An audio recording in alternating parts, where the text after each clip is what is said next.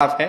اہل ایمان کے لیے امام کو منتخب کرتے ہوئے پہلی شرط یہ ہونی چاہیے کہ وہ موحد ہو، کسی موحد کی مشرک کے پیچھے نماز نہیں ہوتی۔ سر کے بال کیسے ہونے چاہیے؟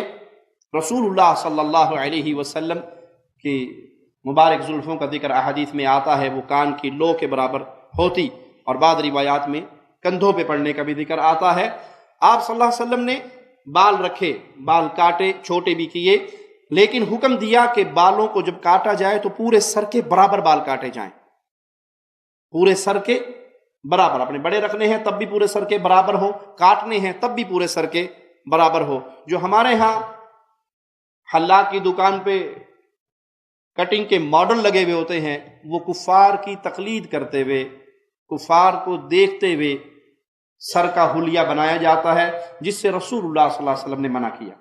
مختلف کٹنگ آپ نے دیکھی ہوگی، کٹورا کٹنگ ہے، ٹنڈ تے انے وال نے، باقی تھلوں ساری مشین پھر آئی، بندہ پریشان ہے بھی کروں ڈونگا چک کے سر تے رکھا ہے۔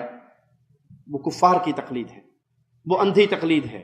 ہم مسلمان ہیں، ہمارے آئیڈیل محمد کریم صلی اللہ علیہ وسلم ہے، تو بالوں کے کاٹنے میں بھی ہمیں پیارے نبی صلی اللہ علیہ وسلم کی سنت کو سامنے رکھنا ہے۔ آگے سے زیادہ کاٹ لینے، پیچھے سے چھوڑ دینے، پیچھے سے زیادہ کاٹ لینے، آگے سے چھوڑ دینے، یہ جو مختلف شکلیں بنائی جاتی ہیں، یہ کفار کی تقلید میں مسلمانوں کے لیے جائز نہیں ہے۔